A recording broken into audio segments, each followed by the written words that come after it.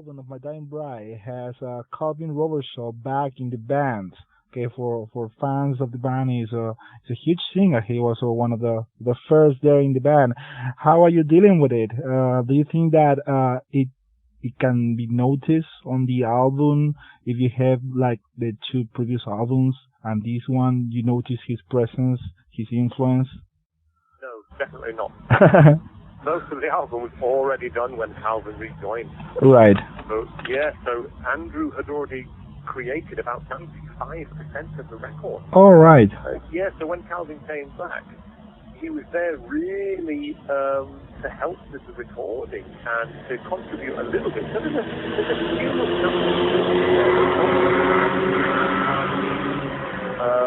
but really, for fans of Calvin Robertshaw, the next recording will feature more of his work. But there was just too much to feel that we've already complete for us to rewrite it just to get Calvin in. And Calvin was happy with that. You know, he came along, he's only worked 5 minutes and he's got his name on a great album. He's quite happy. Right. And what are your feelings about having him again in the band?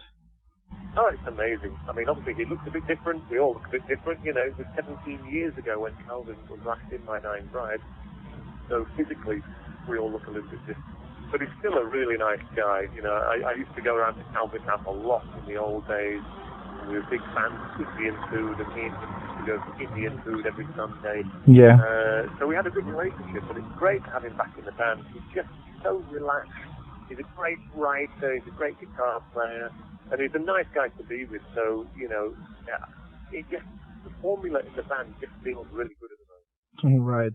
And also, talking about coming back, so you're also coming back to the Academy Studios, right, in West Yorkshire.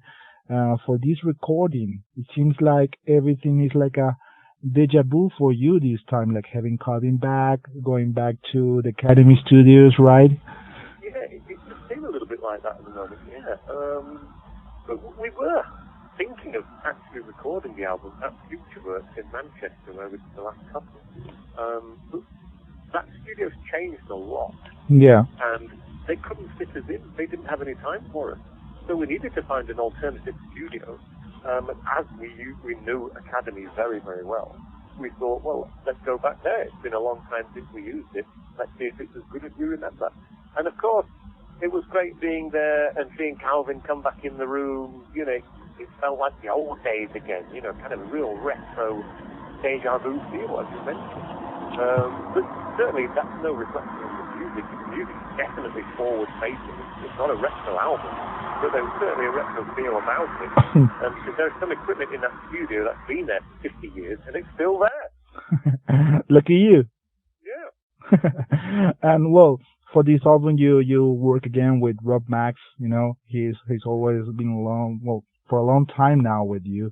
Do you think that he is the man for the job relating to your albums, or do you think that someone else can do the job that Rob does? Well, Rob's been challenged a bit for this album because Rob owns Future Works Studios in Manchester, which means he's not really allowed to work in somebody else's studio. So when we're in Academy, our drummer, Dan, was being the engineer. I didn't even know he was an engineer, but apparently he is. And he did a fantastic job. So Dan recorded My Dying Bride, and once we'd captured everything, the software was then given to Mags in Manchester, and he did the production work on it. So really, it's an Academy, Dan, and Future Works Mags joint production. So a bit of both there. Although Dan is good at capturing the music, he's a great engineer, he's not a producer. Mags is a wonderful producer, and he does all our live sound as well.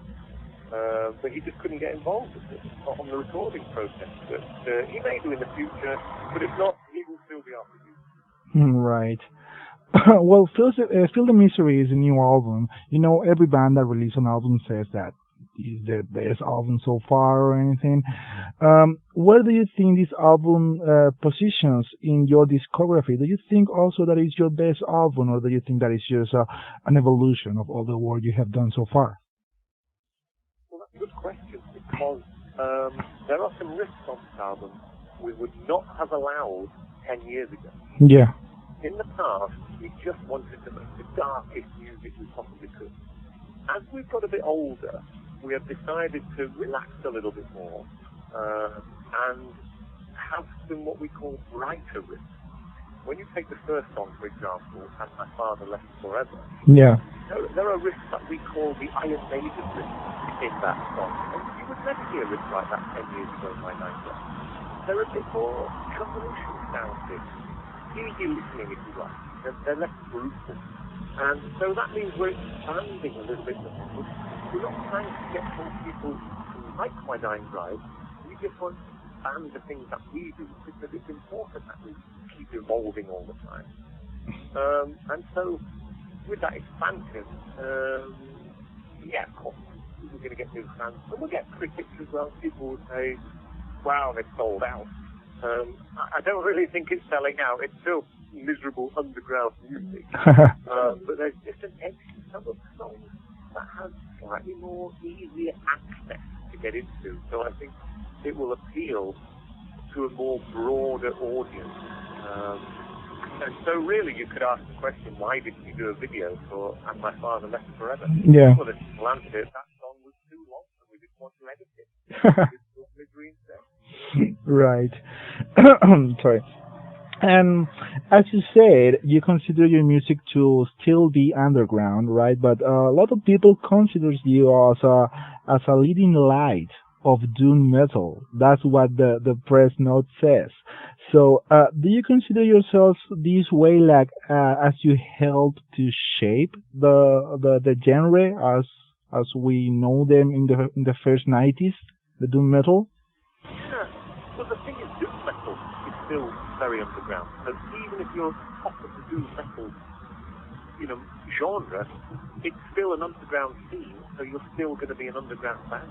So that's the way it is. We have chosen this style of music.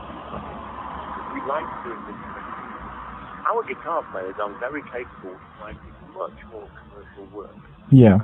Which might make us more money, but it's not who we are. If they want to do that, they can do it as a side project. But they don't do side projects because they don't want to do that. Yeah. There's a certain artistic integrity involved with creating this kind of music. You've got to really be passionate about it. Certainly not in for the money, because most of us still have daytime jobs. We still work, which means it's hard to be in a band because the hours are long. You work during the day, you rehearse at night, and it's hard. So the only reason you're in it is because you really want to be in it. Yeah. And there's very little commercial success, and so you need those day jobs to pay for all the bills. Because when you create songs like I Almost Loved You, you will make no money. Yeah, I totally agree. And in these 25 years as a band, because even if you are in an underground genre, everybody that likes metal have sometime heard about My Dying Bride, especially people who like extreme or dark metal, right?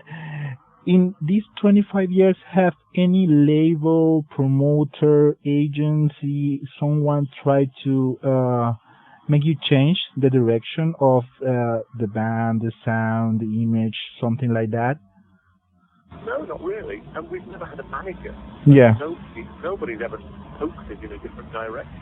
Yeah.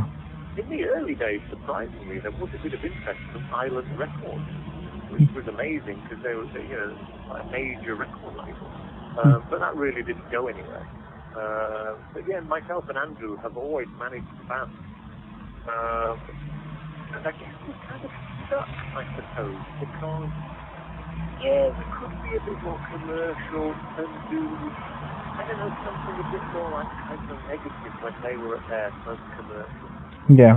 But then they were very tongue-in-cheek, they were almost laughing at the scene as they wrote the music. We're not laughing at the scene, we're deadly serious about what we do. Although some people still think it's quite pretentious. Our heart is in the right place, we're passionate about what we do, and what we do is dark. And a lot of people around the world don't like darkness in their music. They like music to be happy, it makes you feel good, and that's absolutely fine. And that's why it's called popular music. Pop music, that's what it is. It's very popular. Our music is never going to be popular, even if there's some weird culture shift. Depressing music is never going to be popular. So we just have to, we just have to swallow that pill, and we will do, because this is what we want to do. So that's the important thing. Exactly. A good thing for me about My Dying Bride is that you can listen any of the albums and you know that it's My Dying Bride because the sound it didn't change that much. As you say, you are more mature now as a songwriter, but the sound is still there. You can listen any of the albums. It has a better production or a worse production, but it's still My Dying Bride there. It happens to bands, for example, in England. If you want to take a band like I don't know, Paradise Lost, for example. They have experimented a lot with their sound. Like you can listen 3 or 4 of their albums, and it's totally different, one from each other. Do you think like changing your sound is in some sort of way cheating yourself? Well, I mean, sometimes I admire bands like Paradise because it's brave to change your sound because there's a very big risk you're going to lose all your old fans and not make any new fans, and then you'll have no fans. Yeah. So it's a very brave thing to do to try and sail your ship into uncharted water. We were never very brave enough to do that. Plus, we always liked what My Dying Bride's foundations were, which were dark melancholy. That's who we are. You don't call yourself My Dying Bride. You start writing pop songs. It just doesn't work. We have a name that suits the kind of music we play. And to keep it interesting, yes, we still need to work hard on creating variety so that you're not repeating yourself through every single album, every single song. That would be boring for the fans, and it would be very, very boring for the band. So we're always looking to experiment a little bit without losing sight of our roots of who we are. And so that's why we've been a bit more tolerant by having more brighter riffs on this album. Opening up a little bit more, expanding a bit more. And it's important to expand because if you don't, you'll pop back. Yeah. Well, Aaron, just to finish the interview, one last question. Do you think that, for example, for Feel the Misery or for listening to My Dying Bride, you have to be a fan of doom metal or this kind of depressive, dark music, or you can listen to, I don't know, a band like Iron Maiden and then listen to My Dying Bride and you can still get the point? Well, who you are and what kind of frame of mind you're in. Because some of the tracks we've written in the past, even though we were trying to be the darkest band ever, still have a kind of foot-tapping beat, kind of mid-tempo thing going on, quite nice. But yeah, it's nothing like Iron Maiden, for example. Yeah. But yeah, I'm sure. I mean, I listen to all kinds of metal. Yeah, I love Dio, I love Maiden, I love Slayer, I love Metallica, I love Death Can Dance, I love Nick Cave and the Bad Seeds. I love all kinds of stuff. And I'm sure our music pops up in other people's playlists next to things like Iron Maiden and Gary Newman. It wouldn't surprise me. People have broad tastes, and not everyone is just a straight metalhead who just likes a certain genre of metal. Of course, there are people like that, but a lot of people, and particularly the older you get, the more broad-minded your flavors become, and the more you're able to welcome into different kinds of music without saying, "Oh, that's shit." You hear something good, it doesn't matter what genre it's from. If you like it, you like it. Yeah.